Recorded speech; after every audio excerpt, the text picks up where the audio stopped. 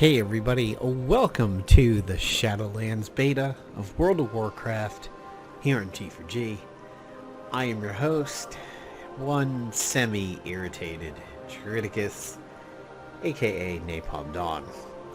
And I say semi-irritated because I'm yet again sitting in front of another bugged quest here in Bastion. So, down in the Aspirant's Crucible area 2 days ago, I had a bugged quest down there where you defeat 3 robots in training, and then you attempt to defeat a big robot, and he mops the floor with you. One of the small robots in the beginning part of it sat at 1% health and was bugged out, and nobody can interact with it, couldn't do anything. And essentially the plot of the zone stopped there. So I had to come back the next night, which was tonight for me, and it worked. This quest over here, which is a side quest, this NPC, Zozime, exists twice in the world. She exists in the beginning of the area, where she gives you a quest as you walk by, but she also exists at the same time down in this cave where you were supposed to get the crook and ring a bell, and this quest is not working. Unfortunately, this quest did not kick in today. This is still bugged. And now I'm looking at Amarth, who is supposed to be engaging in us right now, and unfortunately is not. But that's really about the only thing that I'm annoyed with right now. By the way, little word of advice. When you are questing in this area, which is the Temple of Courage, and you have Thanatos as a bodyguard, abuse it. It's a really good way to farm this area because he fights with you, and he also has this ability where as you kill things, he carves up pieces of the things you've killed and essentially offers it up as a body anima that stepping over it gives you health back, and you can do it in combat. So it makes just sitting there, getting semi-large packs relatively easily, and then you just step on these light blue globes and you get your health back. So it's a good way to farm. Now, interesting thing, I don't know how much through the plot I am of Bastion at this point. I've explored the zone, and I'm still in what is supposed to be a 50 to 52 zone, and I'm 54 and a quarter of a pip, maybe a fifth of a pip over here. Very interesting, because this is a linear leveling. This is not like Wrath of the Lich King, where you could pick Tundra, or pick the Fjord, or Cataclysm, where you could pick Veshgina, or Hyjal, and then going back to Wrath, you could have done Grizzly Hills, you could have done Zoldrak, and then you had the Basin in there somewhere, and then you would eventually wind up in Storm Peaks, and then Ice Crown. But you had like 2 starters and 2 intermediaries. This is designed specifically to be leveling, and the reason why they're doing that, this linear leveling, is so that you get used to the Accords, these factions of Shadowlands that they can implant themselves on you one by one, so that when you are done with the leveling process and you're ready, you know all of them, and you know what fits your playstyle. So already people are saying that what people are going to pick is based on DPS. What helps them the most in a raid. And that is rather sad to see that happening again, or hear of it happening again.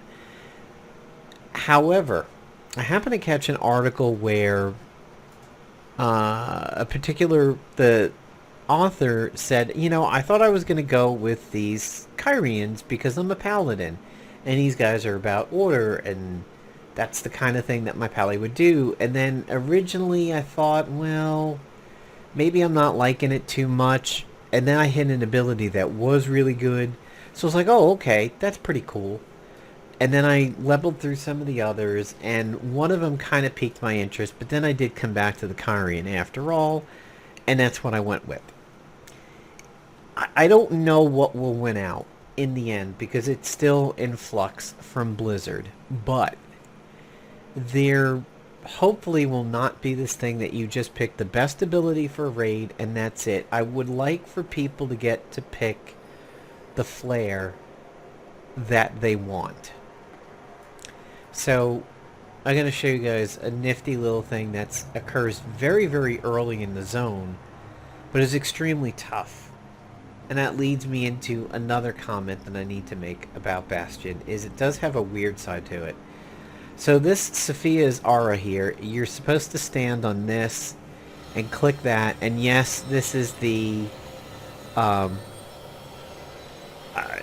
this is the exact same thing that was in the end of Eternal Palace when you're on the last fight and those pylons are up and you're supposed to protect them and prevent all that stuff that's going on in that particular fight. I'll show you what I mean over here real quick. So when you're in Eternal Palace and you're fighting Queen Ashara, you have those pylons over there. That's that center one, and that's the one by the console. It's the same UI, but what you need to do is you get a couple friends to click these from the platforms, and it spawns a boss that you can fight. We were not able to duo or triple team that boss. Now, granted, there was a shaman with me who was just, some pub running around. He was not healing the person who was tanking it, which he should have. It was just DPSing, and we were dying. Or rather, I was dying, and then he was letting the mob go and kick everybody else's ass. That is an interesting thing about this zone. For a zone that says I'm 50 to 52 on paper, there are areas all over this zone that are 60s. And it's really... it's a really shattering thing to do, to kind of turn a corner. And with no real warning, no real zone or section transition, just running into a bunch of 60s. And here's his other quest. So Zime is actually not... Oh, it's now working. Very, very interesting. Now all of a sudden it's now... Oh, okay, cool. Surprisingly, she works now. So let's see what this quest is. Aside from the jarring 60s sections in here, and at times no real warning, you just dip down into things, or you see one of the treasure indicators on the map and you're like, ooh, a treasure. I know that from Mop. I know that from Biffa. I know that from Warlords of Draenor. I'm going to go get that thing. And then you try to go for it. But it's going to track that either. I mean, it prepares... okay, again, this is another event thing that's supposed to be happening and isn't. Even though she wasn't here, which she has been for 2 nights trying the channel on this thing, nothing is happening. So, yes, this quest is still bugged. So, you hit F6. Target her. Come on, F6. Still no event happening when Zime walks into the cave. She just sits here and nothing goes on. This is the second time I've had to report this quest, and there's nothing you can do. So, especially like in these areas up in here and everything, you'll see a treasure, and you'll go to get it, and you'll find out, oh, this treasure is only for 60s, and you can't even loot it, and I've never run into that in WoW before. Like, now some of them will say, oh, like there's a bell. It's like you need a hammer to hit this. And I don't have the hammer, but it still says you need to be 60. up in this forge area, there's like a little bit of a jumpy... See? Zozime's over here. She's existing in 2 spots at once. You'll see this like little jumpy wind puzzle, and I cheated it as a druid because of the wild charge deer jump, which I just did over there. And you get to the thing, and it's like, nope, you gotta be 60 to click this. That's very baffling to me, because World of Warcraft has never pulled that off. Now, if you've done, like, Chrono Trigger, you might remember the sealed doors that you run into and you need the pendant, or the sealed chests, and you run into them early in the game, but you can't do anything with them until later. Hi, this quest over here. I haven't seen you. A friendly rivalry. Okay, interesting. I have a new quest. And this guy is supposed to sell something, but actually isn't. Oh, yeah, another new thing about the Shadowlands beta. This is a templated character. This is not the Druidicus that has existed since vanilla. When I made him an enchanter, I can buy the copper rod, but I can't rune it, because I basically need, like, level 1 to 5 essences. And I had a strange dust that could make it on the auction house, but I did not have access to the lesser magic essence. So I discovered that they are doing character transfers, and I transferred over the real Druidicus, which had some in his inventory, and I mailed it to the fake Druidicus, and I made the rod, and now I have enchanting. By the way, if you have a chance to copy over a character and you're a raider, do it. Your gear will be much better than the template characters. At least 30 item levels better. Now that I've dealt with some of the sketchier stuff about this, let me tell you about the good stuff. Look at this absolute beauty of a zone. This zone is so pretty. It probably has a good chance of just making you want to cry. I mean, this field is... it looks painted.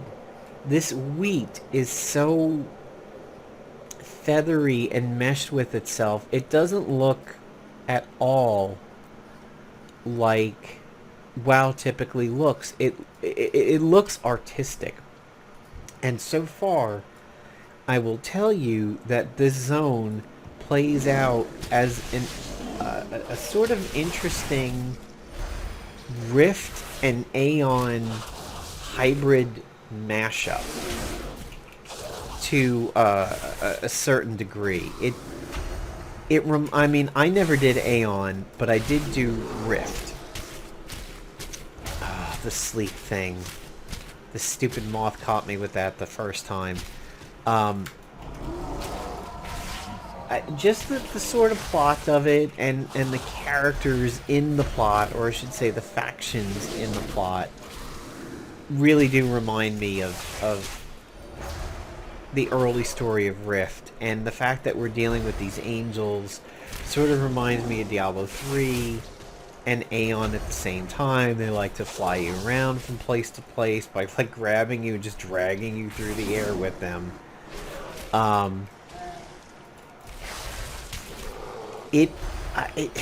This zone is just beautiful. It is one of the most calming experiences that I think I've had in WoW since Crystal Song Forest. And, you know, being a Tauren, having 3 Taurens in my character history, although one of them was a Death Knight, so it kind of doesn't count. Mulgore and Nagrand. By the way, this thing that I killed drops this thing that I don't know what it's used for, but I kept it because it might be used for something. Nagrand and Thunderbluff area are just such peaceful, nice places. And Crystal Song Forest had that wonderful ambiance and crystal-sounding music to it. Bastion is so idyllic in that. Now, I don't want to spoil plots. You'll find some things out. But, needless to say... See, there's some 60s down there. It's literally around the corner from me, and then there's 60s. Like, why? Why are there 60s down there in a 50 to 52 zone? I don't get it. It's just around the corner and down. No lead into it. I'm not suddenly seeing 58s and 56s or something. It just, boop, 60. Don't know why. No real explanation for it. I won't understand that about this zone quite yet, I think. I don't know when it'll be revealed why that's a thing. But, yeah, you're like, oh, so when this quest and the one down in Aspirant's Crucible was bugged for me last night, I said, well, the only thing I can do is explore. So I'm going to explore the shit out of this zone. And I would, like, come down here and be like, uh-oh, why the hell are there a bunch of 60s here? And I'd look around. I'm like, okay. So I just go into cat and stealth and explore the area, which I have now fully explored the entire mass over here, which plays out a little bit like the Argus area at the end of Legion. But other than those jarring difficulty spikes in the mobs, this zone is just so pretty. The music and the ambiance. Ooh, what is that? Valarian Tamer's Harness. So let's see if that's a 60. You can hear the ambiance a little bit. It doesn't have the crystal music of Crystal Song Forest, but the music essentially just kind of plays like a little bit of soft ambiance more than music. And sometimes when there is actual music, it sounds regal and majestic, and that is in a cave or something. I should be right. Yep, not seeing it. The music is pretty, and if you happen to know of Enigma's first album, there are moments in the music that sound a lot like one or two of the songs on Enigma's first album. And I know that album quite well. I did a lot of things in college to that album. And some of the songs on the second album of Enigma, that Winds of Change song, I think it was. It was the one with the American Indian chanting, which was different from the Gregorian chanting of the first one, but I don't know where that thing is. Expected it to be up there, and then when it wasn't, I thought it'd be some cliff down below. But, I mean, look at these trees. These trees look like, some kind of ostrich bison hybrid was draped over these trees, and it's so pleasing, and yet at the same time, it's so pretty. This is a prettiness that I didn't think WoW was capable of, considering its rather antiquated engine. And the fact that, this isn't one of those Unreal Engine Asian kind of MMOs and everything like that. It's this is the WoW engine that's been around for so long, and we've just dealt with it. Where are you? You're not... Oh, see you on a cliff face here. I'm not getting any gears when I mouse over anything. Don't see it in the bushes. Another treasure lost. This one doesn't look like it'd be 60 only. But,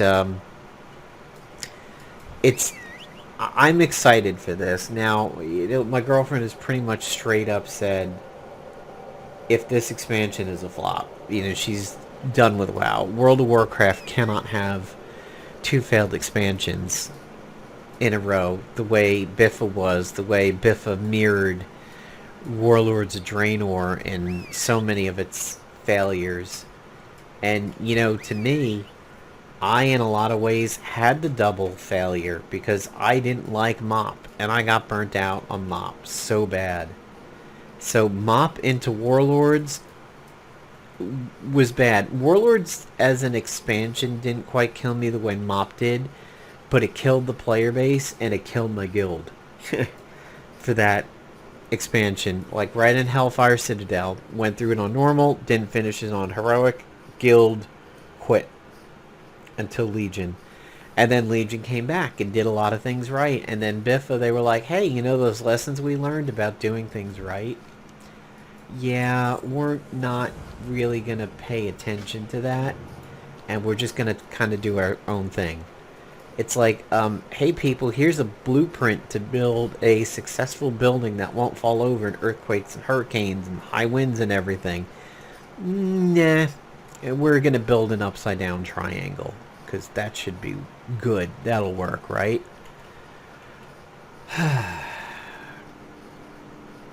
I'm very impressed with Bastion so far. I'm a little less impressed today because I know it relatively well so far. But, yesterday, when I was just kind of exploring the zone because I couldn't get any further in the plot quest, I just kept being in awe of it, and it's been so long since I've been in awe of anything in WoW. You really can't go back again in terms of how exploration makes you feel, but Bastion pays off. Exploring all the nooks and crannies of these places really pays off. Now, don't try to get to Elysian Hole by any means. Like, the plot has to take you there. Other than this, doing all of this, these some areas where there were 60s, some areas where I maybe got through to them in alternative means. It always was rewarding. I either found a cave where nothing was happening, but maybe there will be, or I found an interesting city, or I found a vendor. Exploration pays off in here. Yeah, there's some 60 things where you can't loot the treasure and you see it, or you round a corner and you see the star for an elite, and you're like, oh, I'm gonna, like, I think in and around this area somewhere is one of those cross sword areas, and it's a 60 standing in front of a rift that didn't not look pleasant at all. But yeah, I have faith, so I'll be touching base again when I get out of Bastion and get to take a look at some other zones. But there's so many neutral creatures in here because everything is portrayed as just being really, I should have known with it being half health. If you happen to have played, oh, that's gonna be bug 2, right? Yep. You're not bugged. If you've happened to have played like Magic the Gathering, you know there's the 5 mana colors and everything, and there's green and there's white, and green and white tend to be friends because they're usually the quote-unquote good guys. White being, you know, order and paladins and knights and angels and everything like that, and green being nature, although sometimes scary, ugly, big-ass nature, but, you know, nature. And that's always portrayed as good. This, oh, interesting thing down there. This zone is like Elysium from Dungeons & Dragons lore. It's the white version of Paradise, or this must be what it like when you die, as like a white color in Magic the Gathering. It's generally pretty peaceful, but I won't spoil the plot and really tell you what's going on here. But it discarded Centurion Core. Okie dokie. I tried, buddy. You go and malfunction. It's just pretty. It's soothing. The ambiance soundtrack in here is great. If there ever comes to... Wow, how many evading things are we going to have? Holy shit. Bastion or Bugsian? Ha ha ha ha. I don't think I've ever seen so many bug things in an area before. Okay, well, that's my impression of Bastion so far. It's good, minus the bugs, but, you know, I wouldn't expect the bugs to be there when it goes live. And, you know, if you are playing the beta, just keep reporting it so that they keep finding out. And you never know when one of those bug sections will just suddenly release. Like we saw with that bell and staff one over there. Oh, a thorn in the paw of a lion. How interesting. Ooh, now it's a guardian.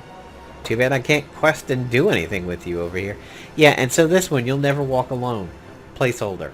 I've met this person. I can't turn this quest into them. But have faith, World of Warcraft fans. Bastion alone may restore your faith in this game. I don't know the other zones yet. I'll certainly get there, because you do a little bit in the Maw when you first drop in, and then you go to Oribos, which is a really strange city, and there are some things in there I really don't like. There's a lot of interior areas that'll knock you off a mount or out of travel form, and it doesn't make sense, because, like, hey, it's capital city, let's do it. And then there's Bastion, and then you go to Maldraxxus, Ardenweald, and then Revendreth, and then I guess the Maw for the end of it all. I know things aren't always going to be pretty. Ardenweald might be pretty and dark, and Bastion is mostly like pretty and light and white. But so far, I definitely have hope for the game, and I'm feeling it so far. So take care, everybody. Hope you enjoyed this look at Bastion in the Shadowlands Beta of World of Warcraft. Peace out.